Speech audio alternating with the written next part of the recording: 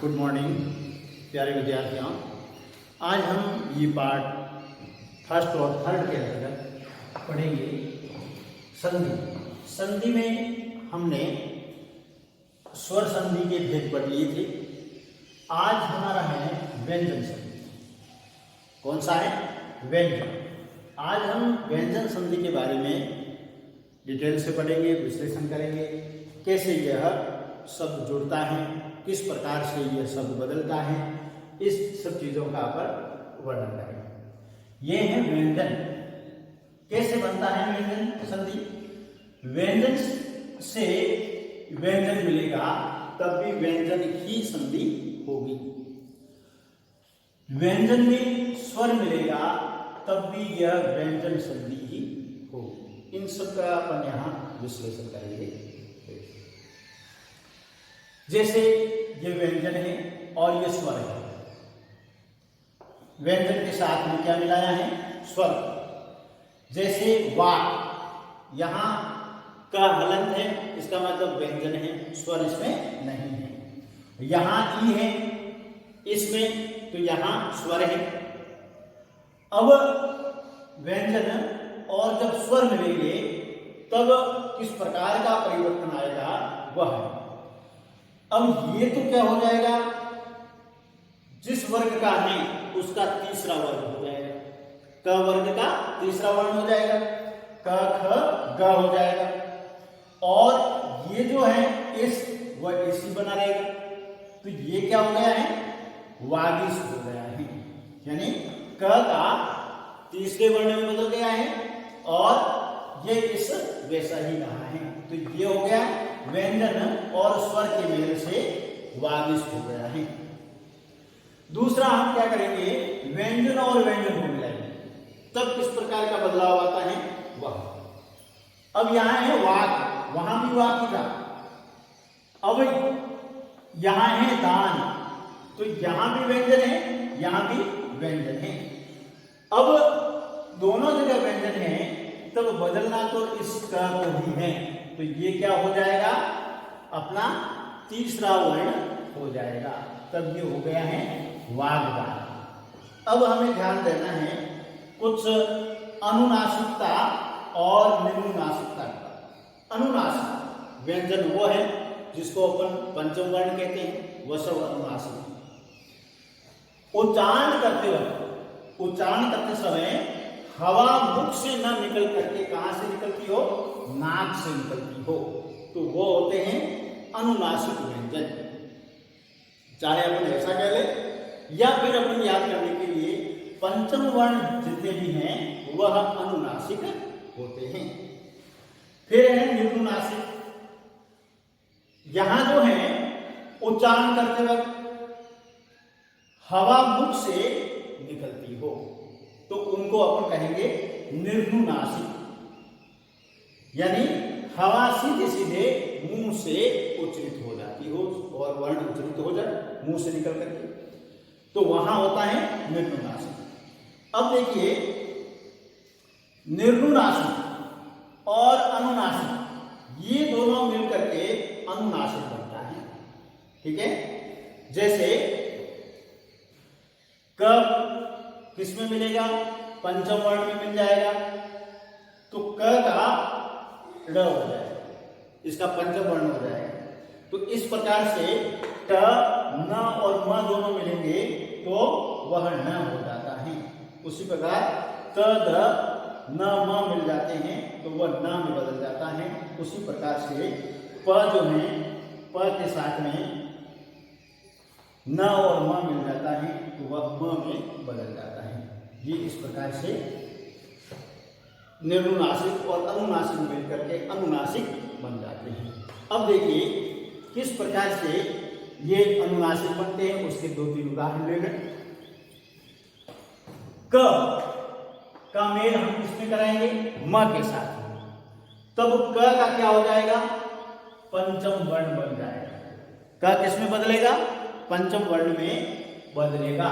तो ये है निर्नुनासिक और ये अपन कह सकते हैं इसमें अनुनासिक में मिला करके हम जो है उसको ये अनुनासिक बनाएंगे। वाग, वाग प्लस मय, यहां है व्यंजन, यहां व्यंजन, लेकिन यहां जो है वह पंचम वर्ण बन जाएगा और क्या बना, वाग्मय। वाग्मय कहते हैं साहित्य को, यानी सभी साहित्यों के विषय, जो साहित्य के जितने भी विषय हैं उनको वाग्मय कहा जाता है। फिर है दिग्मूढ़, यहां दिग है, यहां मूढ़ आ गया है, मूढ़ या मूर्ख, और यहाँ क है, यहाँ म है, तो यहाँ भी पंचम वर्ण बन जाता है, दिग्मूढ़ हो जाता है, दिशाभ्रम जो हो जाता है उसको दिग्मूढ़ कहते हैं। फिर है षड्मंत्र, अब ये ऋग हो गया और फिर मंत्र जोड़ दिया, इसमें व्यंजन है, यहाँ व्यंजन है, और ये हो गया ऋग मंत्र। क्या हो गया है, ऋग मंत्र। तो इस प्रकार से ये बदल जाते हैं। फिर देखिए ट और म जैसे ही जुड़ेंगे तो वह न में बदल जाते हैं। जैसे क और म का जुड़ाव किसमें बदल गया, ण में बदल गया, उसी प्रकार से ये ट और म जुड़ेंगे तब ण में बदल जाते हैं। जैसे सठ और मास, यहां ट है, यहां म है, तो ये हो गया षण्मास, न में बदल गया। सठ प्लस मूर्ति, तो यहां जो है ट किसमें बदलेगा, म के कारण क्षण मूर्ति हो जाएगा, यानी कार्तिक के लिए आता है और बहुव्रीहि समास बन जाता है। षठ मातुर, तो ये क्षण मातुर हो जाएगा, म के प्रभाव से यह ट जो है न में बदल जाता है और 6 माहों वाला बहुव्रीहि में बन जाता है। अब देखिए इसमें कुछ ऐसे नियम हैं, कुछ चीजें हैं जिसको ध्यान में रखना आवश्यक है, उसका मैं थोड़ा जिक्र करूंगा। देखिए पहला ये है कि लघु जो कौमुदी है, जिसमें लघु सिद्धांत कौमुदी की बात करेंगे, उसकी व्याख्या की है भीमसेन शास्त्री ने, और उसका नाम भी हम देते हैं भीमी व्याख्या, दैवी व्याख्या कहते हैं। उसमें जैसे प्रादिगण में उद के स्थान पर उत पाठ प्राय लघु कौमुदियों तथा सिद्धांत कौमुदियों में देखा जाता है, यानी किसकी जगह, उद की जगह उत देखा जाता है। ये ध्यान रखना, आगे इसकी बहुत जरूरत पड़ेगी। यानी उद है ही नहीं, उत है उसकी जगह। और फिर उदस्वर कर्म सकर्मतः उदी कुले रुजे वहो, यानी यहां पर जो पाणिनि सूत्रों से इनके दकारांत होने का भी निश्चय होता है। फिर इन्होंने कहा है कि उद की जगह, उद के स्थान पर उत प्रायः अशुद्ध माना गया है। यहां पर दूसरा ये कह रहे हैं याक्ष प्रणीत जो निघंटु या निरुक्त मोतीलाल जी बनारसी दास द्वारा लिखा गया है, उन्होंने उपसर्गों में उद को ही सम्मिलित किया है, उत को नहीं। ये बार बार आएगा उद और उत, यानी अपने को ये ध्यान रखना है उत उपसर्ग अभी वर्तमान में है ही, हमें क्या ध्यान रखना है, उत उपसर्ग ही रखना है। फिर वामन शिवराम आपटे जो संस्कृत के आचार्य हैं, उन्होंने संस्कृत हिंदी कोश में लिखा है कि उद उपसर्ग मानकर ही शब्दों की उत्पत्ति की है, उत मानकर नहीं, कि जितने भी शब्द जो हैं वो बने हैं उद उपसर्ग से ही बने हैं, उत से नहीं बने हैं। अब अपन इन 2-3 का विश्लेषण करते हैं, तब हम यहां पहुंचते हैं कि तद शब्द को ही मूल शब्द के रूप में मान्य किया गया है, तत् को नहीं। यहां तो अपन ने पहले किसकी बात कही है, उद की बात की है, वहां उत को नहीं मानना है, उद को मानना है। और यहां जो किसको माना है, को न मान करके तद को अघोष के साथ संधि के रूप में तद हो जाता है, और इन्होंने भी यहाँ तद को मूल शब्द के रूप में मान्य किया है। तत् न होकर के तद है। जब तद शब्द जो है अघोष के साथ संधि करता है तब वह तद से तत् हो जाता है। अब देखिए, हमें किस बात का ध्यान रखना है? परीक्षा की दृष्टि से ध्यान रखना है, सही करने की दृष्टि से ध्यान रखना है। तो परीक्षा की दृष्टि से उद और उत में से किसी भी एक को सही मान ले, किंतु यदि उद और उत दोनों विकल्प में आते हैं तो उद को सही माने, उत को नहीं। तो इस प्रकार से उद और उत, तत् और तद में थोड़ा सा डिफरेंस है, थोड़ा सा इन चीजों को ध्यान रखें। त और त के साथ में न या म जुड़ जाता है, तो ये त जो है वह न में बदल जाता है। किस में बदलता है? न। जैसे यहां पर लेते हैं श्रीमत और नारायण। अब इन दोनों का अपन जोड़ करेंगे, संधि करेंगे, तब ये न के प्रभाव से, किसके प्रभाव से? न के प्रभाव से जो त है वह किस में बदल जाएगा? न में बदल जाएगा, और वह हो जाएगा श्रीमन नारायण। जो श्रीमत नारायण है वह श्रीमन नारायण हो जाएगा। उसी प्रकार से वृहत मुंबई। अब यहां त है और यहां म है। म जो है इस त को न में कन्वर्ट कर देगा, बदल देगा, तो वह होगा वृहन मुंबई हो जाएगा। फिर देखिए, उत और उत की अपन ने चर्चा कर ली थी, तो ये उत और ये उद न के प्रभाव से यह क्या हो जाएगा? न बदल जाएगा। इस त को, द को, दोनों को ही न में कन्वर्ट कर देगा और उन्नति हो जाएगा। फिर है चित और मय, ये है त और आगे म है, तो ये म जो है इस त को न में बदल करके चिन्मय कर देगा। जगत माता और यहाँ त है, यहाँ म जो है वह म है, इस त को न में बदल देगा। फिर है जगन्नाथ, वह भी न जो है इसको वापस न में कन्वर्ट करेगा त को, और वह जगन्नाथ हो जाएगा। फिर सतनिधि है, स त है और या न है, तो ये हो जाएगा सन्निधि। और उन्मुख जो है, चाहे इसको उद करें चाहे उत करें, ये म के साथ जुड़ेगा तो उन्मुख हो जाएगा। उन्मत भी ऐसा ही होगा, उद या उत मत के साथ जुड़ेगा तो उन्मत हो जाएगा। उन्नति में भी उद या उत कोई भी जोड़े और नति जुड़ेगा तो उन्नति हो जाएगा। अब देखिए, द के साथ में न जुड़ेगा या फिर म जुड़ेगा, तो भी क्या कर देगा? इस द को वह न कर देगा। द किसमें कन्वर्ट होगा?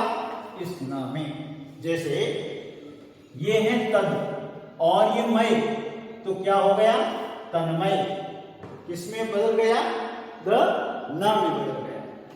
उसी प्रकार से ये है शरद महोत्सव, तो ये क्या हो गया? शरद महोत्सव हो गया। ये द जो है वह न में बदल गया है।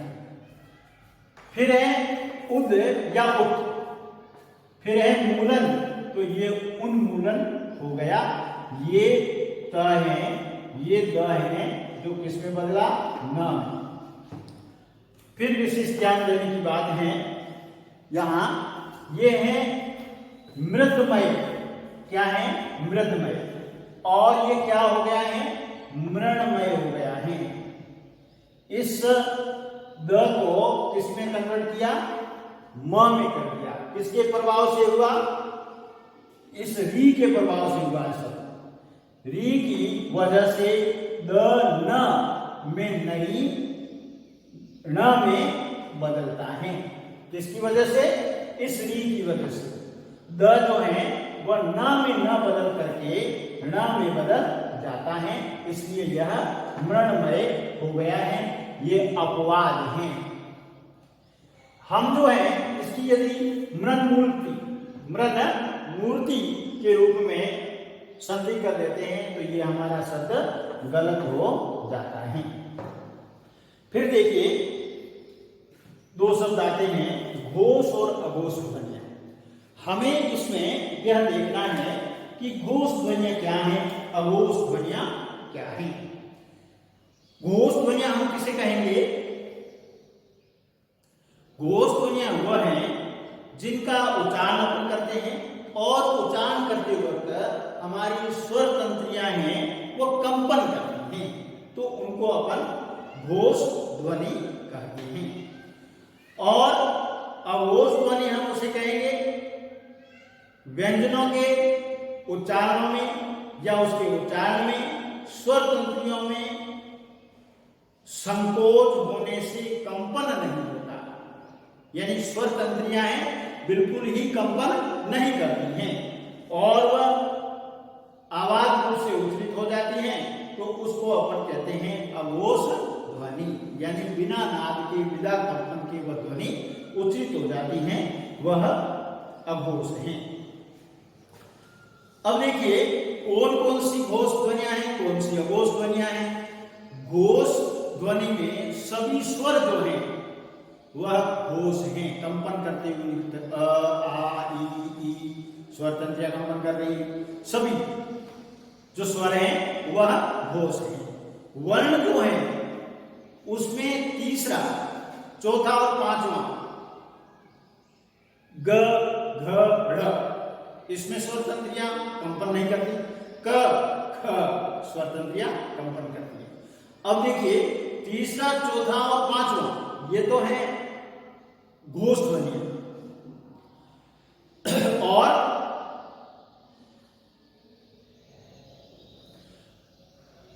य र ल व, य र ल व, तो यहां पर ये हैं चार वर्ण जो हैं, पहला स्वर सभी घोष हैं, वर्णों में ग घ ड़ ये अघोष हैं, य र ल व अघोष हैं, और विसर्ग जो हैं, जो विसर्ग नहीं अनुस्वर जो हैं वह घोष हैं। अब देखिए अघोष क ख इसमें स्वर तंत्रियां जो हैं वह कंपन नहीं करती हैं, तो कंपन नहीं करती हैं तो वो अघोष ध्वनियां हैं, और एक विसर्ग ये अघोष ध्वनियां हैं। अब जो है हम इस घोष और अघोष के माध्यम से कुछ यहाँ विवेचन करेंगे कि कौन सी ध्वनि जो है वह किसके योग से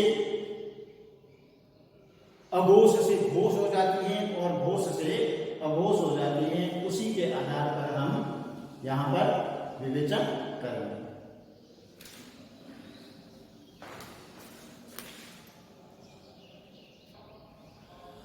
देखिए क के साथ में यहाँ चाहे घोष व्यंजन हो चाहे स्वर हो, ठीक है, और वह क्या हो जाएगा, ग बन जाता है।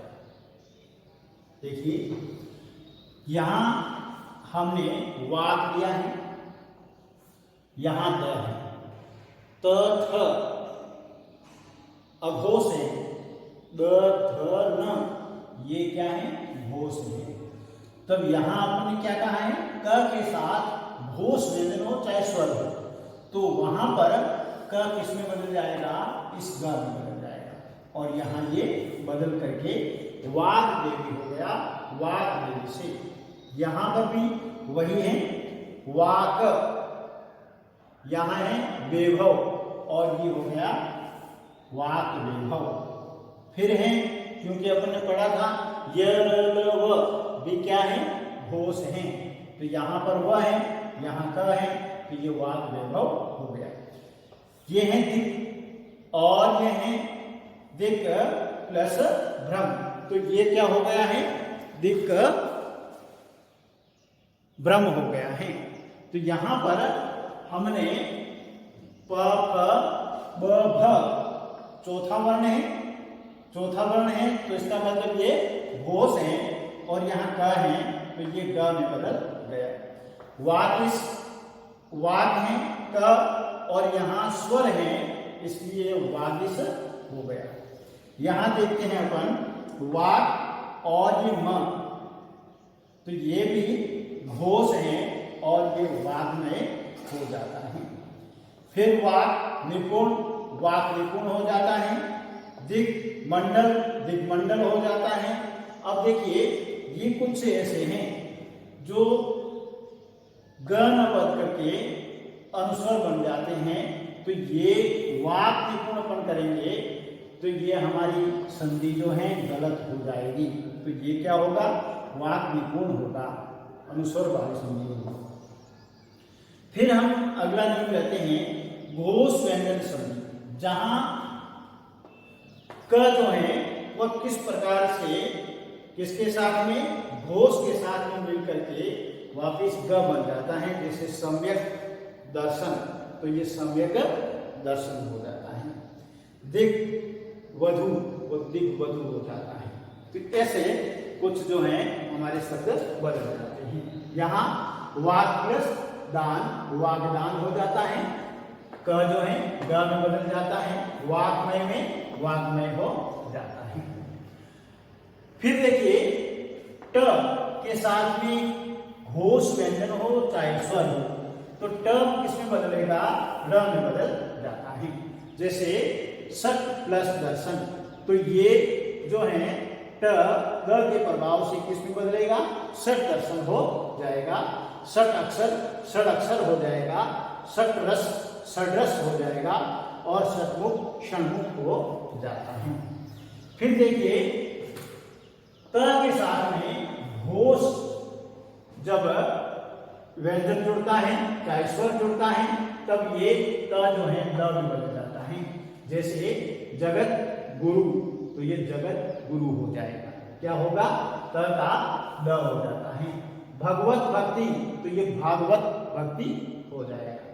पश्चादवर्ती हो जाएगा, त का द हो जाता है। भवदीय, तो भवदीय हो जाता है। फिर देखिए त के साथ में न और म का जुड़ाव होता है, तो त जो है न में बदल जाता है। जैसे वृहद नेत्र, तो ये वृहन नेत्र हो जाता है। भवनिष्ठ हो जाता है। जगत नियता जग नियता हो जाता है। प्यारे विद्यार्थियों, आज हम संधि के अंतर्गत इतना ही करेंगे। कल हम इस संधि को और आगे बढ़ाएंगे, व्यंजन संधि को, और कुछ विश्लेषण और करेंगे। तब तक के लिए धन्यवाद।